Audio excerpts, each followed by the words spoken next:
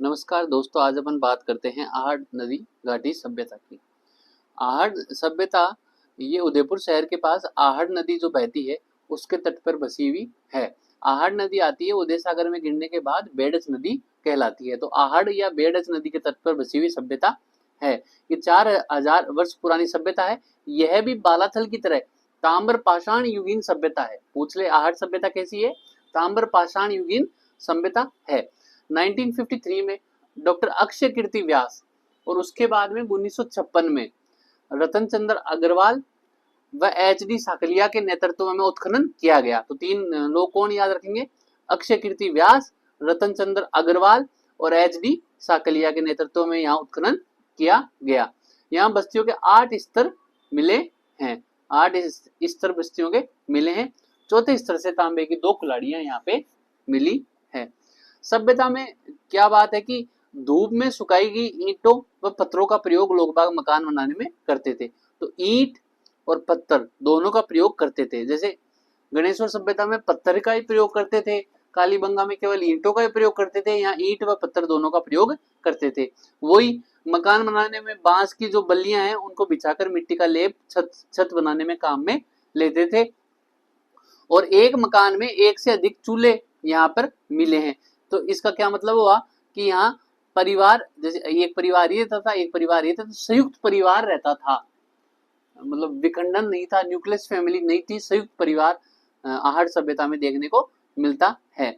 यहाँ मृदभांड सर्वाधिक मिलते हैं और लाल व काले रंग के मृदभांड है, इसलिए इसे गोरे व कोठे की सभ्यता कहते हैं। लाल काले मृदभांड वाली सभ्यता कहते हैं।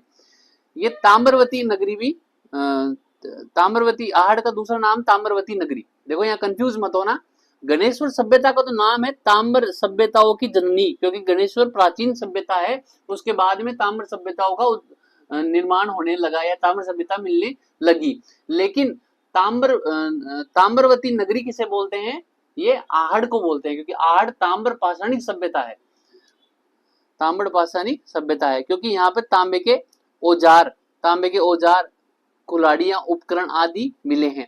तांबे की 6 मुद्राएं मिली हैं, तांबे की कुल्हाड़ियां मिली हैं, अंगूठियां मिली हैं व चदरें मिली है। और पशु पक्षियों के चित्र उनपे और मिट्टी के खिलौने यहाँ पे मिले हैं। यहाँ का व्यवसाय उन्नत था। ये इस प्रकार देखने को मिलता है क्योंकि जो रंगाई छपाई के लिए यहाँ पे ठप्पों को उन्होंने बना लिया था। ठप्पे बना लिए रंगाई छपाई के लिए। ऐसा लगता है कि यहाँ का व्यवसाय उन्नत था। तोल व बाट के उपकरण भी व्यापार व्यवसाय को बताते हैं कि भाई इनका वाणिज्य सुदृढ़ था। इनका अनेक अन्य सभ्यताओं से भी इनके संबंध आहड़ सभ्यता वालों के थे। आहड़ सभ्यता वाले कृषि कार्य करते थे, शवों को गाड़ते थे आभूषणों सहित। मतलब ये पुनर्जन्म में विश्वास करते थे और शव को गाड़ते थे तो उसके आभूषण सहित उसको गाड़ते थे। खुदाई में पूजा के पात्र भी मिले हैं। तो आहड़ सभ्यता में कुल मिला के मोटी मोटी बात ये करनी है कि भाई साहब, एक तो यहाँ पे मृदभांड बहुत मिले हैं, काले व लाल मृदभांड वाली सभ्यता बोलते हैं। ताम्रवती नगरी सभ्यता बोलते हैं। आहड़ नदी के पास में स्थित है और अक्षय कीर्ति व्यास, रतन चंद्र अग्रवाल और एच डी साकलिया ने यहाँ पे उत्खनन की और ताम्र पाषाणी की सभ्यता है। धन्यवाद।